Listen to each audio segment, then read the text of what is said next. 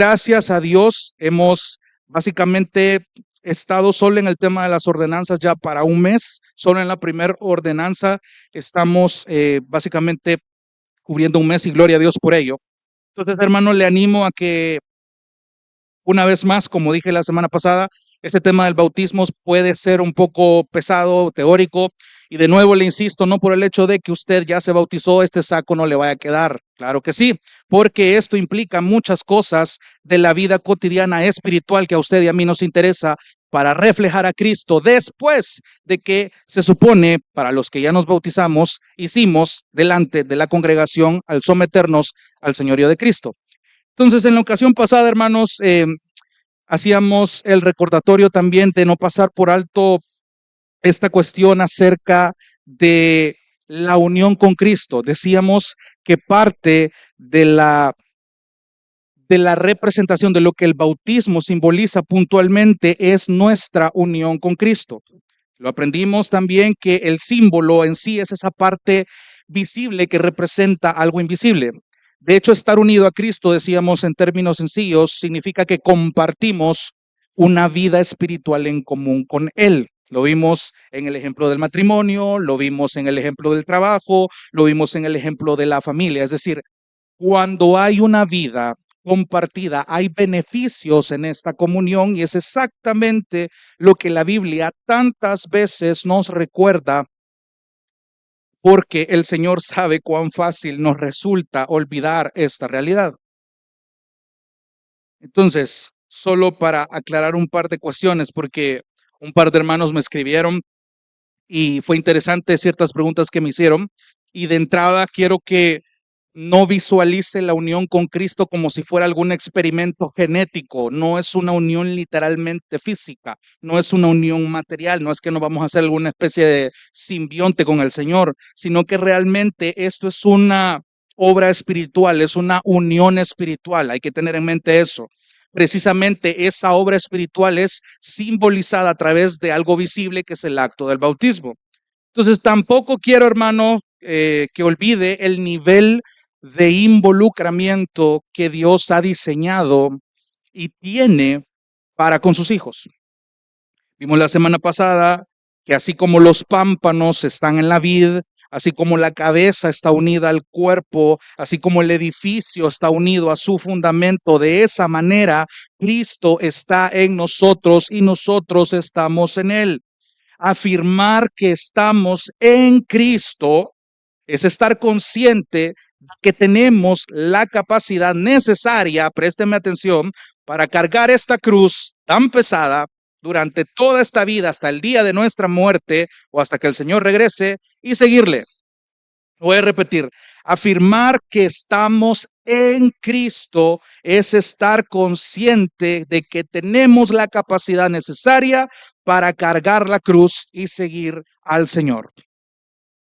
Y de hecho, la unión con Cristo, hermanos, nos permite una, una comunión mayor donde realmente decíamos que podemos percibir a mayor detalle este amor, esta gracia. O sea, realmente eso nos hace evaluar nuestra unión con Cristo, la adoración que tenemos para con Él.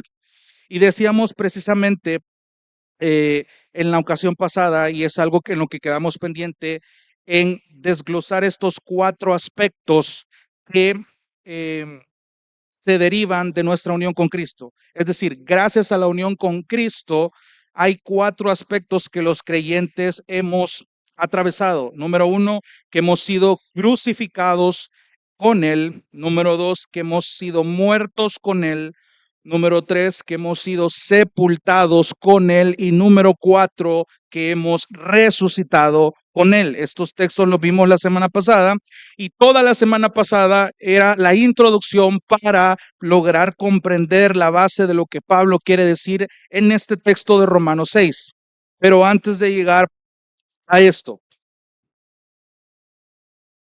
era bien interesante mientras estudiaba esta poderosa enseñanza, porque vale la pena aclararle, decirle que hablar de la unión con Cristo realmente nos podría llevar casi hasta un semestre, pero realmente me hizo cuestionar hasta cierto punto, me hizo recordar, perdón, aquel cuestionamiento que muy ingenuamente cuando me enseñaron esta doctrina, yo hice. Y fue interesante porque no estamos lejos, tal vez no de hacer esta pregunta de manera directa, pero sí de mostrarlo con nuestra apatía o con nuestra inactividad o nuestra falta de interés. Cuando nosotros hemos entendido las implicaciones de nuestra unión con Cristo, que fuimos crucificados, que fuimos muertos, que fuimos sepultados y que hemos resucitado con Él, entonces todo esto veíamos la semana pasada ya para poner ese punto final de lo que repasamos el jueves pasado, decíamos que gracias a la unión con Cristo entendemos todos los beneficios de nuestra salvación. El mejor ejemplo que yo le puedo dar que usted puede encontrar en la Biblia es Efesios 1. Dice que en Cristo, el lenguaje de las cartas de Pablo, cuando dice en Cristo, en Él, con Cristo, con Él. Entonces, Efesios 1 les dice, en Cristo ustedes tuvieron esto, en Cristo ustedes fueron escogidos antes de la fundación del mundo, en Cristo fueron predestinados, en Cristo fueron electos, en Cristo ahora son sellados con el Espíritu Santo, en Cristo tienen un montón de cosas y la lista se deriva para alabanza de la gloria de su gracia. Entonces, genial, eso hasta ahí nos quedamos, lo entendemos, que gracias a esto somos justificados, que eso implica que somos santificados, que eso implica que ya Dios nos ve como glorificados, como lo dice Romanos 8. Entonces alguien podría afirmar, ese alguien en algún punto fue su servidor. Y ojo, en la siguiente afirmación no es que lo dije a rajatabla, pero sí puede pasar por nuestras mentes o puede alguien cuestionarlo de esa manera o incluso involuntariamente nuestras acciones pueden apuntar a esto que voy a decir. Teniendo entendido esto, bueno, yo puedo llegar a la conclusión de que si mi unión con Cristo ya me santificó, porque ojo, ya el texto da por sentado que ya estamos santificados, fue una obra que ya pasó, ya lo vamos a ver más adelante. Si mi unión con Cristo ya me santificó, ya me justificó, cosa que también vimos la semana pasada, entonces mis obras aquí en la tierra no aportan nada. Y aunque yo peque en esta tierra, no importa porque mi unión con Cristo automáticamente ya me libró de ser condenado en ese sentido. La deuda que yo tenía con el Señor y que me condenaba ya Cristo la pagó, por eso estoy unido a Él. Entonces mi pecado no tiene mayor peso mientras yo esté en la tierra. Así que no hay problema si me inclino a pecar de vez en cuando. Después de todo estoy en un mundo caído, tengo realmente la tendencia y la cultura y todo aquello que me puede arrastrar a pecar. Y algunos ya medio se quedaron así. Suena un poco ilógico, pero muchas veces pensamos así.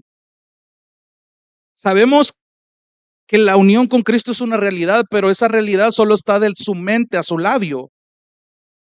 Cuando esa realidad realmente impacta su corazón y aprende a atesorarlo, empieza a afectar cada aspecto de su vida cotidiana.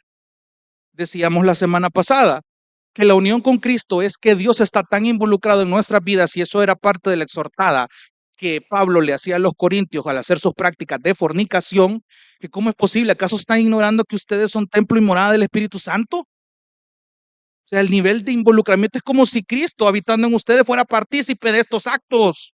Y eso no puede ser así. Eso es lo que Pablo estaba diciendo, porque él estaba dando por sentado que los corintios conocían su unión con Cristo. Evidentemente, a lo largo de los estudios que hemos estado viendo, vemos que la iglesia de Corinto tenía por olvidado estas verdades y probablemente muchas iglesias en ese contexto estaban con este problema y en nuestros días tampoco es nuevo esta afirmación, que es lo mismo que Pablo ya más adelante va a desarrollar. Bueno, entonces, para que la gracia de Dios abunde, vamos a aumentar el pecado. No se trata de eso.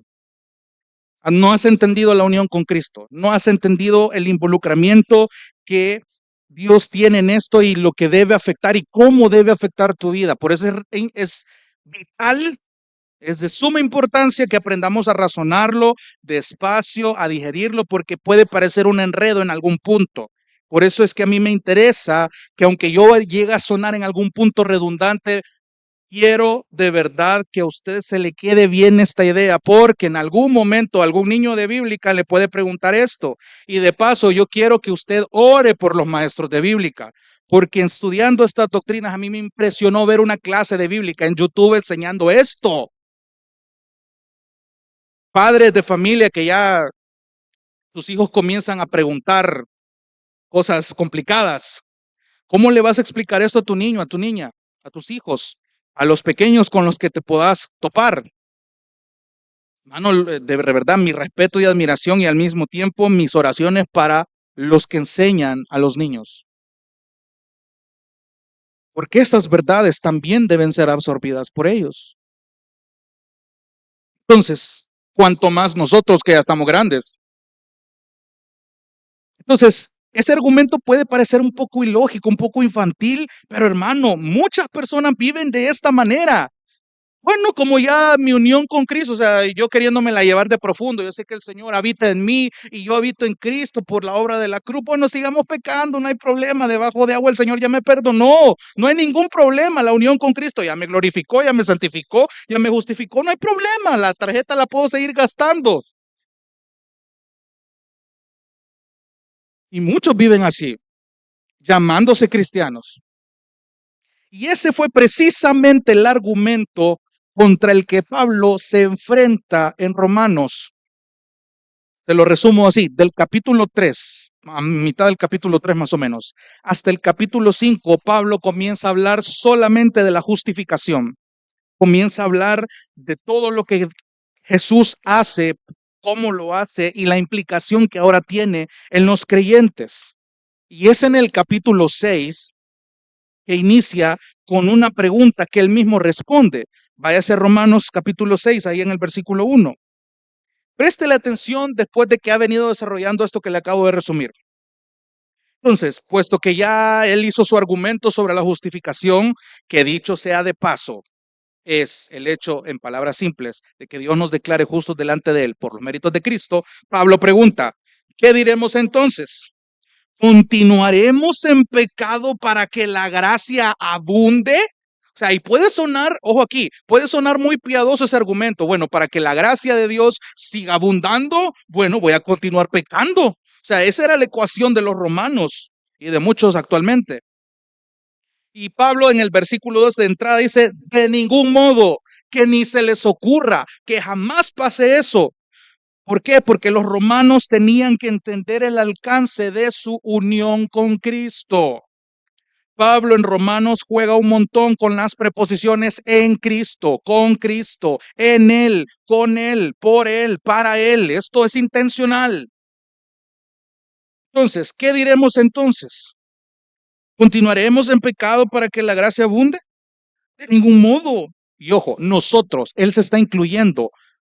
Ojo, ¿cómo dice Pablo las cosas acá? El apóstol de entrada está cuestionando el hecho que básicamente está afirmando que para que la gracia abunde otra vez debemos perseverar, debemos continuar pecando.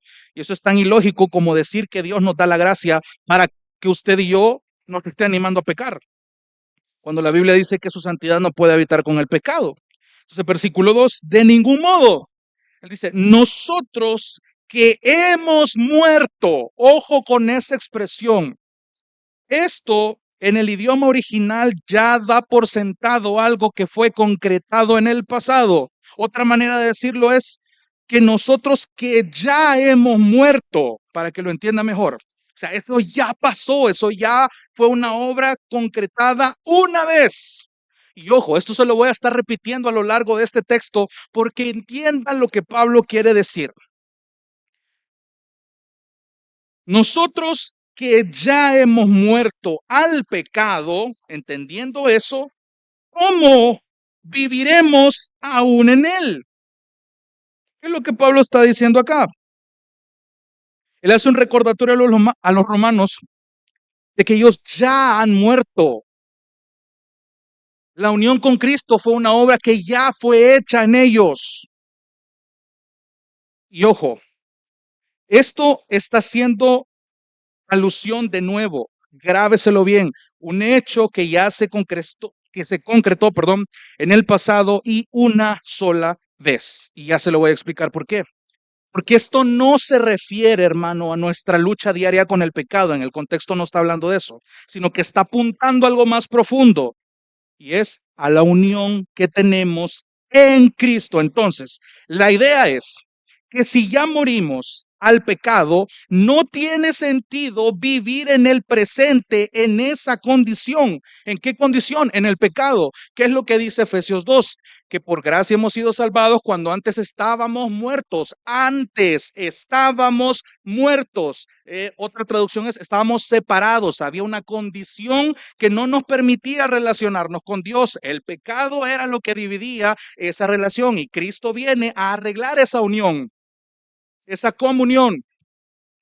Entonces, cuando aquí Pablo está diciendo en Romanos 6:2, ¿cómo viviremos aún en él? ¿Cómo es posible que si antes estábamos en una condición separados de Cristo, ajenos a las promesas, como dice Efesios, sin esperanza y sin Dios en el mundo, cómo es posible que esa idea de continuar pecando para que la gracia abunde la consideren? Eso no tiene sentido. Eso es lo que Pablo está diciendo. No tiene sentido que ustedes vivan como alejados, vivan en pecado, viven como separados, porque ya no es esa su condición. Versículo 3. Y aquí lo está haciendo a modo de pregunta retórica. Dice, ¿o no saben ustedes que todos los que hemos sido bautizados en Cristo Jesús, hemos sido bautizados en su muerte? Préstele atención a lo que acaba de decir acá. Tal vez, en vez de pregunta, podemos hacer la afirmación para darle un mejor sentido. Está diciendo dos realidades acá. Dice que los que ya fueron bautizados en Cristo Jesús. Mire, ¿o no saben ustedes que todos los que ya hemos sido, o sea, ese tiempo verbal hemos sido, de nuevo, está apuntando a una acción que fue concretada en el pasado y una vez? Entonces él está diciendo, ¿no saben ustedes que todos los que ya hemos sido bautizados en Cristo Jesús, ya hemos sido bautizados en su muerte? Ojo, lo primero que está diciendo acá es que ya fuimos bautizados en Cristo Jesús, se lo está diciendo a los romanos también. Y también está diciendo que por implicación ya fueron bautizados en la muerte de Cristo Jesús. ¿Cómo así? Quiere decir que debido a que Jesús muere en nuestro lugar en la cruz, somos contados por muertos también con Él por esta unión. Ahora, hay algo más interesante que notar. La palabra ahí, bautizados, aparece dos veces en el versículo 3. Ahora, mire lo curioso de esto, porque bautizado, yo le dije en la primera predicación introduciendo el bautismo, que muchas veces el bautismo, según el contexto, se puede referir al acto de inmersión en el agua o en un contexto de la obra de salvación, cosa que aquí está pasando. Se lo digo de una manera más sencilla.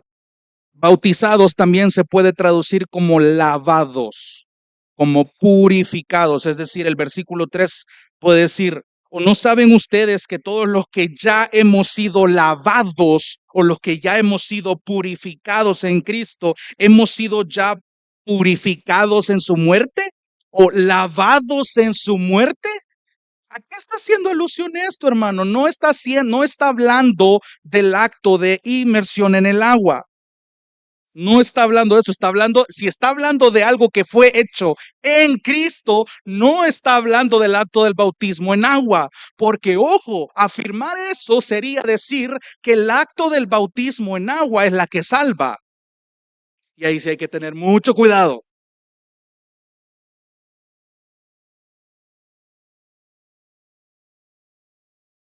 De nuevo, Pablo está usando esta palabra de manera metafórica para hablar de esta obra que ya fue hecha una sola vez en el pasado y concretado y de forma certera, hermano. Yo la llamo la obra terriblemente grandiosa de la cruz. Uy, usted puede imaginar todos los escenarios de la de la película esta de la Pasión de Cristo, las películas que pasaban en la Semana Santa de las escenas de Jesús, todas las escenas crudas que Hollywood trata de dramatizar para que quienes lo observen puedan conmoverse, pero es verdad, a mucha gente también le choca ver tanta sangre, tanto sufrimiento, pero esa obra terrible de la cruz no solamente fue terrible, fue algo que realmente cambió la historia, algo que realmente fue grandiosa, fue increíble, fue impactante. O sea, sí, fue terrible porque implicaba tantas cosas que la Biblia apunta, pero al mismo tiempo los resultados de esta obra, también las palabras no alcanzan para describir el nivel del alcance de esta obra. El plan que desde antes fue decretado de esta obra. La obra terriblemente grandiosa de la cruz fue clave, fue importantísima para que este bautismo, este lavamiento, esta purificación de nuestros pecados fuera hecha. Lo hemos cantado, que me puede dar perdón solo la sangre de Jesús, haciendo alusión a la obra de la cruz, que fue la que nos lavó, la que nos purificó.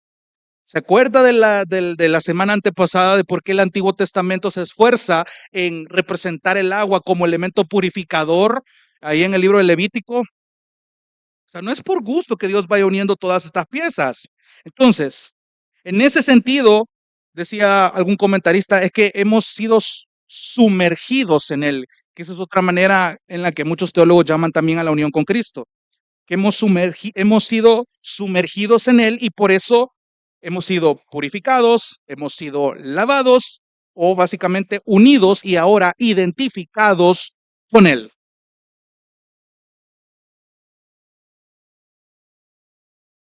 Entonces, présteme atención porque esto significa que el acto del bautismo en agua que se hace en la iglesia local ilustra esta realidad, simboliza esta realidad. ¿No saben ustedes que todos los que hemos sido ya bautizados, purificados, lavados en Cristo Jesús, hemos sido ya lavados en su muerte? ¿Se les olvidó esto? Versículo 4. Por tanto, ahora que ya les volví a recordar esto, o que realmente no lo sabían o no lo habían entendido tal cual, por tanto dice, hemos sido sepultados con él. Ojo, quedémonos hasta ahí. Ya hablamos de muerte, hemos muerto con él. Ahora dice el texto, hemos sido sepultados con él. Ahora que Pablo ya se dio a entender que por la unión con Cristo morimos en él, dice que también ya fuimos sepultados con él. De nuevo, esta expresión, ya hemos sido sepultados, algo concretado en el pasado, hecho una sola vez. Y el instrumento, mire cuál es. Por tanto, dice versículo 4, hemos sido sepultados con él por medio del bautismo para muerte. Mira qué interesante esta otra manera de llamarlo, el bautismo para muerte. De nuevo, aquí puede entenderse como lo que vimos allá. ¿Dónde sucedió este bautismo para muerte? ¿Dónde sucedió esta purificación para muerte? ¿Dónde sucedió esto si entendemos que el texto no está hablando del acto del bautismo en agua en sí? Hermano, sucedió cuando fuimos bautizados o lavados o purificados en la muerte de Cristo.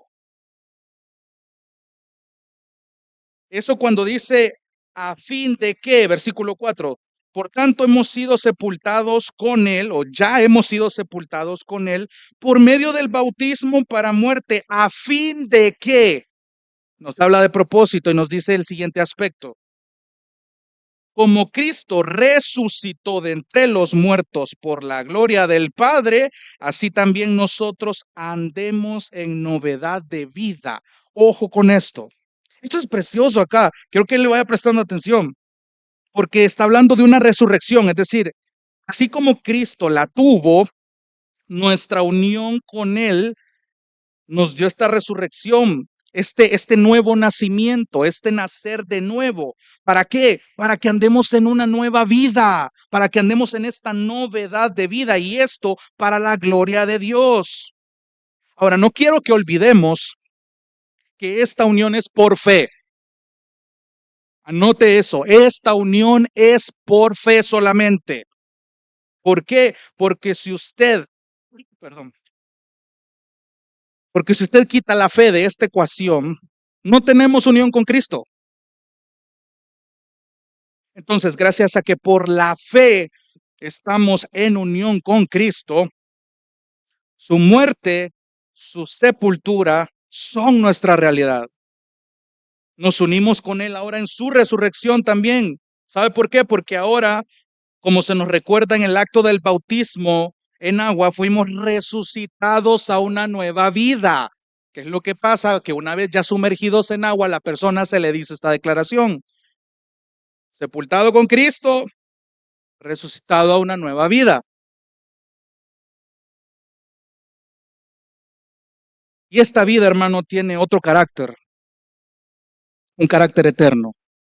Esta vida tiene un conjunto de anhelos nuevos, anhelos eternos, y tiene intereses que son intereses eternos.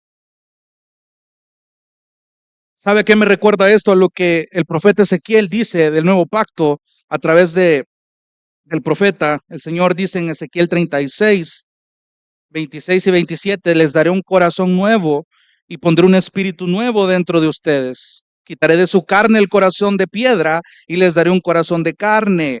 Pondré dentro de ustedes mi espíritu, pondré dentro de ustedes, pondré en ustedes unión y haré que anden en mis estatutos. Esta unión va a producir nuevos anhelos, nuevas capacidades, nuevas aspiraciones.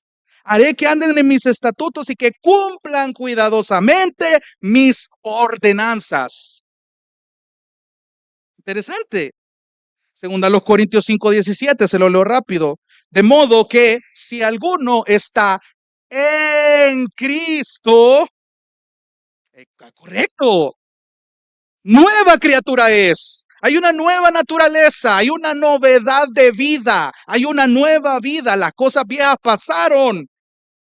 Aquí todas son hechas nuevas. Es intencional las palabras que Pablo está ocupando. Gálatas 6:15 dice: porque ni la circuncisión vale nada, ni la incircuncisión, sino una nueva creación. Parece que no dice mucho, pero la Reina Valera traduce mejor el sentido del texto original. Dice: porque en Cristo Jesús, dice Gálatas, ni la circuncisión vale nada, ni la incircuncisión. ¿Sabe qué está diciendo? Que la unión con Cristo no fue mérito de la circuncisión que los judíos exigían, ni la incircuncisión que los gentiles proclamaban, sino ¿qué es lo que cuenta en la unión con Cristo? Una nueva creación, una nueva criatura. Y esta nueva criatura solo puede ser hecha por la obra de la cruz, por la obra del arrepentimiento, por la obra que solo Cristo puede hacer. Solo la salvación, por gracia, a través de la fe. Efesios 4:24 dice: y vístanse del nuevo hombre, el cual en la semejanza de Dios ha sido creado. Otra traducción dice: ha sido hecho en la justicia y santidad de la verdad. O sea, todos estos textos que le acabo de decir son una referencia a la nueva vida, a la novedad de vida, a esa nueva criatura que gracias a la unión con Cristo ahora hay nuevas aspiraciones. O sea, esta nueva vida, esta novedad de vida que dice aquí en Romanos, se caracteriza por tener esta justicia imputada de Cristo. Esta justificación se evidencia. Entonces, de esa manera es que una vida nueva, podemos decir que es una vida que ha sido regenerada, una vida justificada y una vida santificada.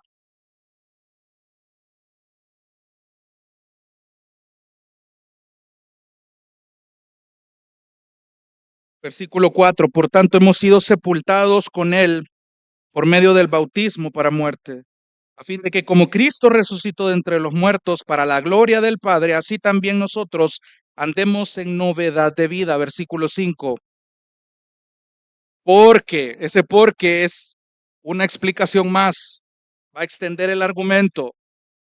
Porque si hemos sido unidos, ojo otra vez con el sentido del verbo, quiere decir, porque si ya hemos sido unidos a Cristo, otra vez, una acción concretada en el pasado, una sola vez. Porque si ya hemos sido unidos a Cristo en la semejanza de su muerte, ciertamente lo seremos también en la semejanza de su resurrección.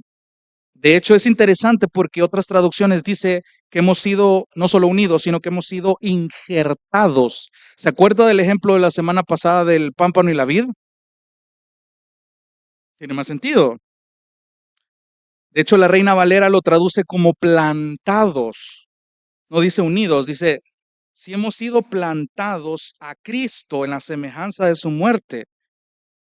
O sea, en la semejanza puede decirse en la figura, en la imagen, en el aspecto de su muerte. Dice que también lo seremos en su resurrección. O sea, aquí claramente Pablo lo que está diciendo es de una manera explícita, es el punto de lo que ha venido hablando de la parte de la unión con Cristo, de cómo esto les ha afectado por una obra que ya fue concretada antes, que toda esa idea loca de que continúen pecando para que la gracia abunde debe ser desechada de sus mentes como creyentes.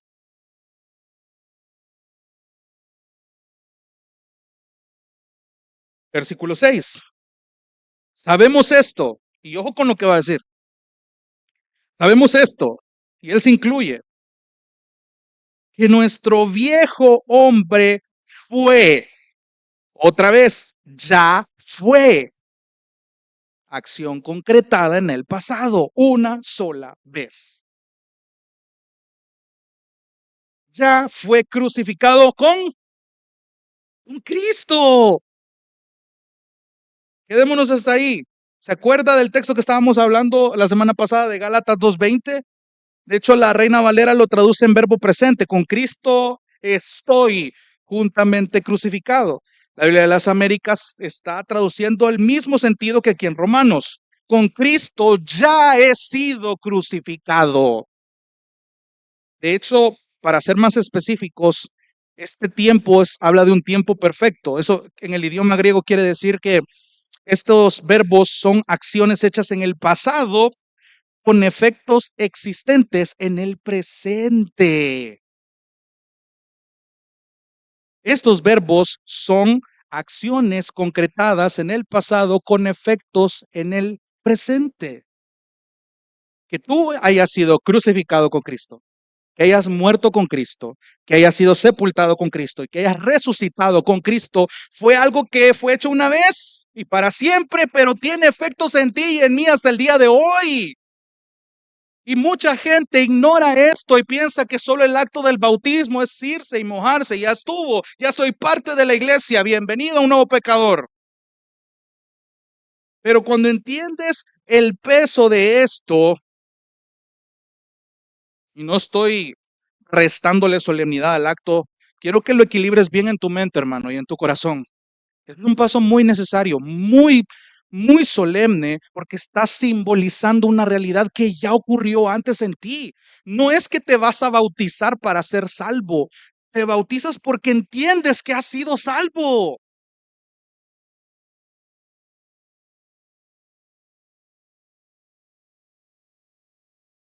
Vas a hacer una proclamación de fe porque has entendido que estás unido a Cristo, que Cristo habita en ti ahora, que ya fuiste crucificado con Él.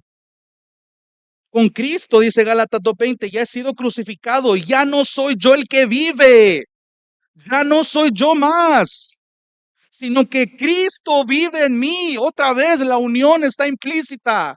Cristo vive en mí y la vida que ahora vivo en la carne, es decir, en este mundo, en este cuerpo terrenal, la vivo por fe en el Hijo de Dios. ¿Ve cómo Pablo es bien intencional con las palabras que utiliza? Y termina diciendo ese versículo, este Hijo de Dios, el cual me amó y se entregó a sí mismo por mí. Bueno, esto a mí me enchina la piel. O sea, esto de verdad, yo sé que de nuevo venimos cansados, venimos agotados, venimos estresados, pero esto debería de ser un oasis en su medio de crisis, en su punto de quiebre, cuando usted se encuentra al borde del colapso, recuerde que Cristo habita en usted. Y eso debe ser el motor de arranque suficiente para que usted pegue un gran suspiro, tenga el contentamiento que usted necesita y le dé gracias a Dios porque le ha sostenido hasta acá. Gálatas 5:24 dice que los que son de Cristo Jesús ya han crucificado la carne con sus pasiones y deseos. Regrese ya a Romanos capítulo 6, versículo 6. Dice, sabemos esto, que nuestro viejo hombre fue crucificado con Cristo. Ya ha sido crucificado con Cristo. ¿Para qué? Este es el propósito. Para que nuestro cuerpo de pecado fuera destruido. Quedémonos hasta ahí.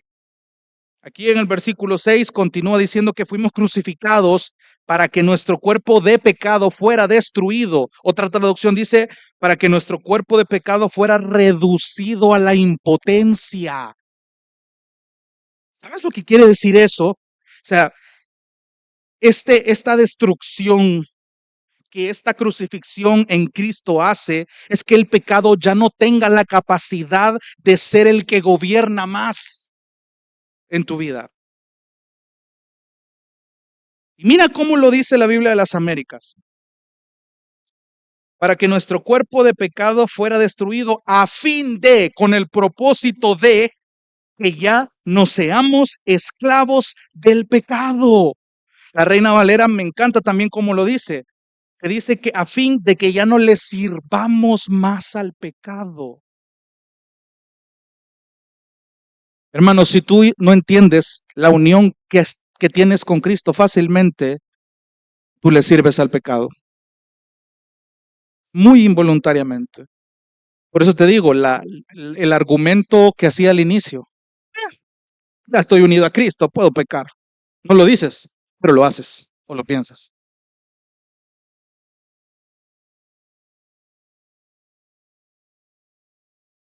De todas maneras, el Señor ya me perdonó.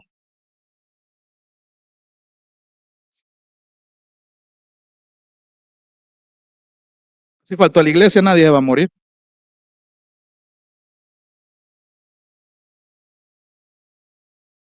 Mira cómo podemos ser capaces de manipular,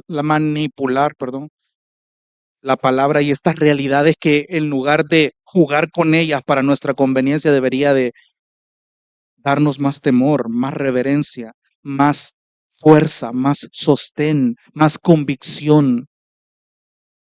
Y a la primer prueba, este tipo de hermanos son los que quieren salir corriendo. ¿Por qué? Porque no entendés tu unión con Cristo y de esa manera tú le servís al pecado más que a tu propio Señor.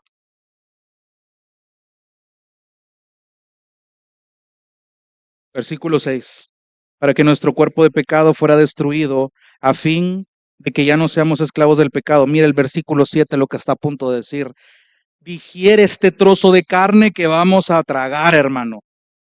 Versículo 7, porque el que ha muerto, el que ya ha muerto, ha sido libertado del pecado, dice la Biblia de las Américas. Dice que el que ya ha muerto, préstale atención, es una frase corta, pero aquí hay mucho que podemos aprender. Dice que el que ya ha muerto, ya ha sido libertado. Otra traducción dice que ya ha sido exonerado. Y aquí de nuevo la Reina Valera le atina justo al sentido del idioma griego. Dice que aquel que ya ha muerto ha sido justificado del pecado. Ha sido declarado justo del pecado. ¿Quién crees que hizo eso? Jesús.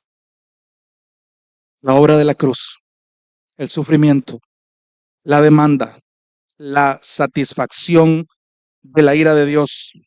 Tantas cosas que se pueden hablar de la obra de la cruz.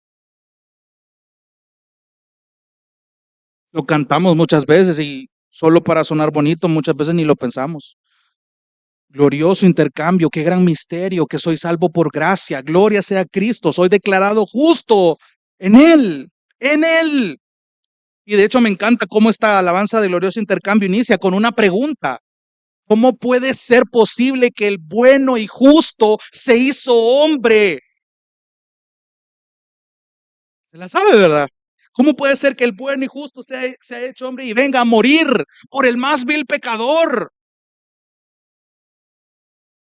O sea, de entrada ahí te está ubicando en el puesto más bajo para que entendas lo que Dios tuvo que humillarse para que tú y yo seamos declarados justos en Él. Hermano, de verdad, y tal vez no quiero sonar irrespetuoso, pero de nuevo, si la verdad ofende, va a tener que ofender. Pero hermano, muchas veces nos hace falta recordar lo miserables que somos por olvidar estas verdades, por acomodarnos. Y créanme que esta cucharada fue como la medicina que yo tragaba cuando era chiquito, que sabía que era necesaria para mí, pero me costaba tragarla. Muchas veces Dios nos va a recordar continuamente lo miserables que somos para que entendamos lo grande que ha sido Él en nuestra salvación. ¿Por qué? Porque te acomodas en tu carrera, te acomodas en hacer de la cruz pesada que Cristo puso en ti, a tallarla a tu convicción, a bajarle peso para que logres ser más capaz de cargarla a tu manera. Cristo en ese sentido ya te puso la cruz pesada, tal cual, aprende a arrastrarla. ¿Sabes cuál es el problema, hermano? Que muchas veces queremos arrastrarla a nuestra manera. ¿Y sabes lo que la unión en Cristo te recuerda? Que hay alguien llamado el Espíritu Santo que habita en ti. Cristo prometió, pero a ti se te olvida. Y este Espíritu Santo habitando en vos que constantemente contristamos, es el que nos hace capaces de arrastrar esta cruz pesada.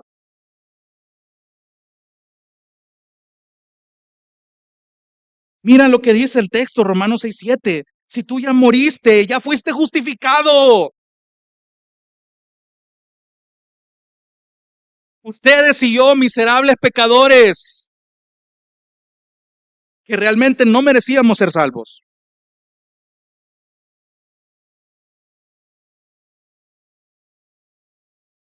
Versículo 8. Y si ya hemos muerto con Cristo, creemos que también viviremos con Él. Ojo con esto. ¿Sabe por qué? Dice, si ya hemos muerto con Cristo por nuestra unión, vamos a vivir con Él. Ojo, esto no lo está apuntando a la vida presente tal cual, sino a la futura, a la eternidad. ¿Sabes qué quiere decir esto, hermano y hermana? Y a mí esto me encantó porque no lograba procesarlo en mi mente hasta que el Espíritu Santo me ayudó a escribirlo, porque aquí entre nos, hermano, puedo ver la gloria de Cristo y la gracia y el favor en un pecador como tu servidor que le cuesta tanto procesar las ideas en lo que escribe y lo que habla. Pero cuando yo entendí esto, o sea, esta unión con Cristo es tan real, es tan genuina, es tan orgánica, es tan real, o sea, no puedo describirlo con otra palabra, y es tan fuerte entenderla realmente que ni siquiera la misma muerte te puede separar de esta unión que ya fue hecha. ¿Se acuerda la semana pasada de lo que le decía de que muchos cristianos le tienen miedo a la muerte? Qué triste porque no han entendido entonces su unión con Cristo. Hay una canción ahí de Marco Barrientos que cantábamos ahí en los 2000, hablar de los 2000 ya sentirse un poquito lleno de años. Decía, ni la vida, ni la muerte, ni lo alto, ni lo profundo, ni principados, ni nada nos podrá separar del inmenso amor de Dios. Pero es verdad, aquí, ni la vida, o sea, ni lo que vivas acá, ni la misma muerte. ¿Por qué? Porque se supone que Cristo venció la muerte en la cruz. Y aquí ya te lo va a recordar otra vez. Pero si tú olvidas esto, hermano, cuando alguien, y puede sonar, y de verdad lo quiero decir con mucho respeto y conciencia, el día de mañana saliendo de aquí tú te puedes morir en un accidente de tránsito. Saliendo de aquí te pueden atropellar. Te puedes ahogar hasta con un pedazo de jocote. O sea, vos no sabés qué puede pasar de aquí al final del culto. O sea, me pueden pasar muchas cosas, te pueden pasar muchas cosas. Quedas diagnosticado con una enfermedad terminal, o sea, imaginándote el paisaje más común y trágico. Y te dicen que tu vida ya está contada, realmente tu vida está contada ya. Quedan semanas, te quedan meses. Te aseguro que tu conciencia de la unión con Cristo y de la vida espiritual sería distinta. Qué difícil que tienes que tener una esencia o que tienes que oler la muerte de cerca para valorar más tu unión con Cristo. Qué difícil que la gente, incluso inconversa, cuando tienen un susto de nivel donde su vida está en riesgo, híjole, el Señor me salvó. Dios me cuidó. Qué triste.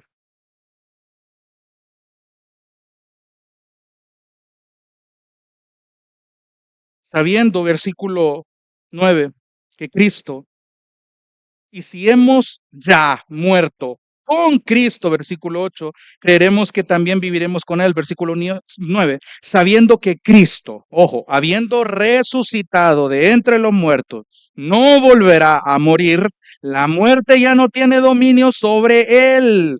Versículo 10, porque en cuanto a que Él murió, murió al pecado de una vez para siempre.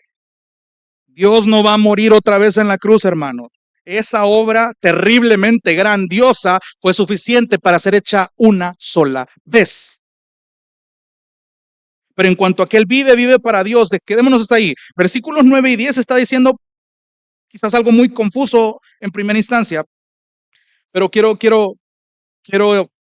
tratar de hacerlo un poco más entendible. El versículo 9 está diciendo de que por cuanto Cristo resucitó, la muerte ya no tiene dominio sobre Él. O la Reina Valera dice que ya no se enseñorea de Él.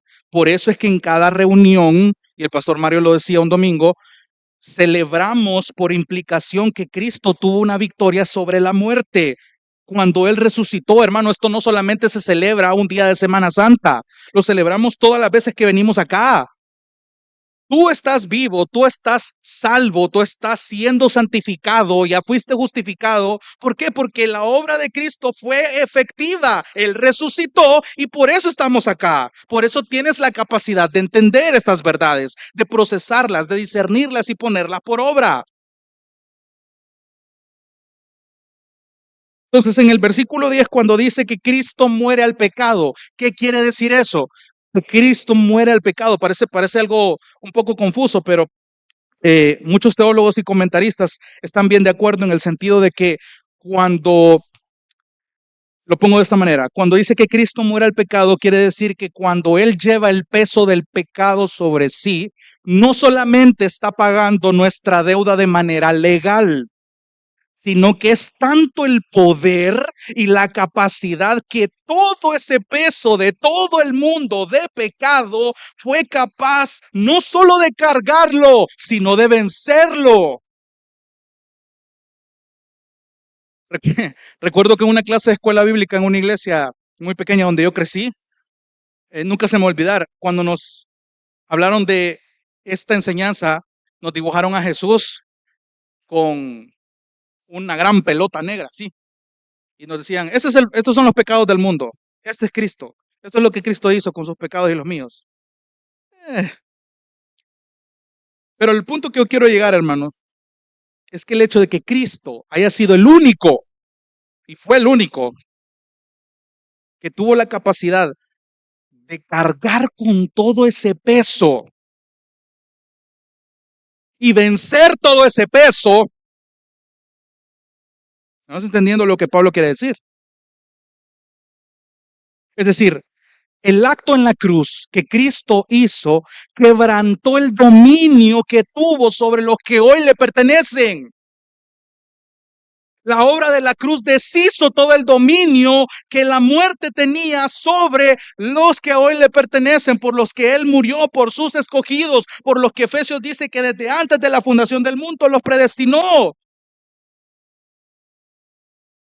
Así de involucrado está Cristo en la unión con nosotros y nosotros en Él.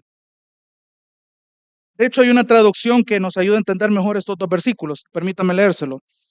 Romanos 6, 9 y 10 dice, estamos seguros de esto, porque Cristo fue levantado de los muertos y nunca más volverá a morir.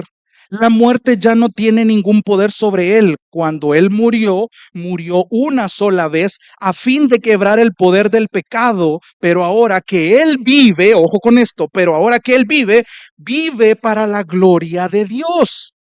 Entonces, cuando entendemos esto, el versículo 11 cobra más sentido, que es con lo que concluye la idea. Versículo 11, así también ustedes considérense muertos para el pecado, pero vivos para Dios en Cristo Jesús. Unidad. Esta aplicación de la realidad a nosotros, de hecho, otra vez esta versión dice, así también ustedes deben considerarse muertos al poder del pecado y vivos para Dios por medio de Cristo Jesús. Otra manera de hablar de la unidad. O sea, esta unión con Cristo es poderosa, hermanos. Con esto quiero ir finalizando. ¿De qué me sirve a mí conocer toda esta teología si no la llevo a la práctica? Y es algo muy fácil, es muy sencillo. Por eso me interesa, hermano, que hayas entendido esto, que si todavía tienes dudas, que volvás a leer este texto en tu casa, que volvás a escuchar esta predicación cuando esté en las redes, que anotes tus dudas, tus preguntas, porque es necesario que tú entiendas la implicación de tu unión con Cristo, de que tú eres el pámpano en la vid. Entonces, ¿dónde se nota nuestra unión con Cristo? O sea, quiero que hablemos aquí para ir terminando de nuestra unión con Cristo en la práctica. Si hemos resucitado a una vida nueva de manera genuina, esta vida conlleva nuevas aspiraciones, nuevas implicaciones. Y solo hay dos áreas en las que me quiero enfocar. En primer lugar, quiero que tengan en cuenta que la palabra nos enseña que el Hijo mismo está unido al Padre y al Espíritu. Hay una unión en la Trinidad, hay una armonía en ese sentido. Y nuestra unión con el Hijo nos une también a ellos. Permítame citarle algunos textos para que no se vaya a asustar. Juan 17:21, cuando Jesús ora por sus discípulos antes de morir, dice, mas yo ruego, mas no ruego solo por estos, sino también por los que han de creer en mí por la palabra de ellos, para que todos sean uno, como tú, oh Padre, estás en mí y yo en ti, que también ellos estén en nosotros, para que el mundo crea que tú me enviaste. Primera de Juan 4:15 dice que todo aquel que confiesa que Jesús es el Hijo de Dios, Dios permanece, es decir, Dios habita en él y él en Dios. Romanos 8:9 dice que no habitamos ya en la carne, sino que habitamos en el Espíritu o con el Espíritu. Y segunda Timoteo 1:14 dice que el Espíritu habita en nosotros. ¿Te das cuenta que la unión con Cristo tiene un involucramiento exagerado? Quiero que lo veas de esta manera rápidamente. Entiendes que estamos unidos en Cristo por la fe. De nuevo, si quitas la fe de esto, no hay unión con Cristo. Ahora, tenemos una unión en el Hijo. El Hijo, cuando asciende, promete un consolador. Este consolador, que fue lo que vimos en Ezequiel, haré que mi espíritu habite en ustedes y cumplan mis estatutos, que cumplan mis ordenanzas de manera cuidadosa. Y de nuevo, lo que vimos la semana pasada, el Espíritu Santo habitando en nosotros como la vida en el pámpano va a producir que llevemos no solo fruto, sino mucho fruto. Por eso de nuevo, reflexiona si tu vida está fructificando como debería. Entonces, por ende, Padre, Hijo y Espíritu Santo participan de esta unión y nosotros estamos en ellos. Segundo lugar, ¿cuál es la segunda implicación práctica? Mi unión con Cristo me une también con otros creyentes que también son uno con Él. Y hermano, esto atenta contra todos aquellos cristianos perezosos, haraganes, descarados, que defienden su relación personal con el Señor. Es que yo tengo mi relación con el Señor y ahí estoy bien. No necesito de una iglesia. Solo somos el Señor y yo.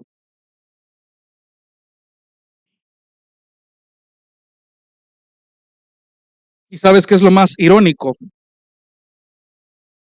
que utilizan su relación personal con Dios para argumentar que tienen unión con Él, pero eso es completamente equivocado. ¿Sabes por qué? Porque la comunión que tú dices tener con Dios, tu relación personal con Dios, se tiene que evidenciar en comunidad. Te lo voy a repetir, la comunión o la relación personal que vos decís tener con Dios se tiene que evidenciar en comunidad. No hay otra manera de hacerlo. Yo puedo engañarme solito diciendo que tengo una super vida devocional con Dios, pero mientras no fructifique en comunidad, eso no sirve. Cuando hay comunión, y présteme atención por favor, cuando hay comunión y unidad, eso refleja una unión corporativa del pueblo con su Señor, porque este pueblo está formado por individuos que están unidos a Cristo y por lo tanto también a sus prójimos. Somos los miembros del cuerpo de Cristo, dice la palabra. Somos las piedras vivas que forman el edificio cuya base firme es Cristo. Entonces mi unión con Cristo debe de importarme, debe de importarte. Mi unión con Cristo ya dio por sentado que resucité una nueva vida en Él. Ya soy parte del nuevo pacto, soy una oveja más en este redil. Y algo más glorioso, de nuevo, es que la muerte no va a ser capaz de romper esta unión. Quiero que vayamos a un texto y ya terminamos, hermanos. Primero a los Tesalonicenses, capítulo 4.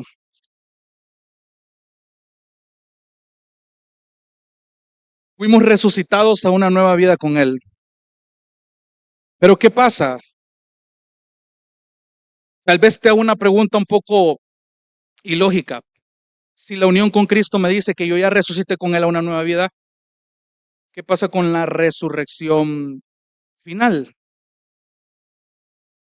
No voy a involucrarme mucho en esto, en este sentido, pero quiero que veas primero a los Tesalonicenses capítulo 4, versículo 16, lo que Pablo dice sobre la venida del Señor. Por favor, presta la atención y ya con esto voy terminando. Por favor, presta atención, hermano y hermana. Y hermanos de la transmisión también. Primero a los Tesalonicenses 4, 16 dice, el Señor mismo con voz de mando, con voz de arcángel, con trompeta de Dios, dice que va a descender del cielo. Y mira esto, los muertos en Cristo resucitarán primero. Mira hasta dónde llega la unión con Cristo. No se termina ahí, ojo. Versículo 17 dice, luego nosotros los que vivimos, los que hayamos quedado, seremos arrebatados juntamente con ellos en las nubes para recibir al Señor en el aire. Y así, ojo con lo que va a decir, por favor, grábate esto. Y así estaremos siempre con el Señor. Estaremos con el Señor. Mano, independientemente de tu posición escatológica, yo quiero que te concentres en esto. Tu unión con Cristo se va a ver en un estado tan perfecto. No vemos al Señor de manera literal ahorita. Pero ¿te acuerdas lo que te estaba diciendo al inicio del estudio acerca del bautismo y de la unión con Cristo? Que la unión es estar junto a, involucrado con, unido a. Cuando estemos eternamente con Cristo, esa unión va a ser sumamente perfecta, sumamente evidenciada. Porque vamos a poder ver a Cristo, vamos a poder ver a Cristo tal como Él es, vamos a poder palparlo, el Salvador que sufrió esa obra terriblemente grandiosa en la cruz, lo vamos a poder ver, vamos a poder estar junto con Él. Yo no sé, hermano, actualmente qué es lo que te está estorbando de no contentarte con las verdades bíblicas que has aprendido ahorita, pero créeme lo que un instante en la eternidad, viendo a tu Salvador por el que tanto sufriste en este mundo, va a valer toda la pena. Cualquier tribulación que estés pasando no se va a comparar con ese momento cuando estés junto con Él. Con más razón, el texto dice al final, por tanto, aliéntense los unos a los otros con estas palabras.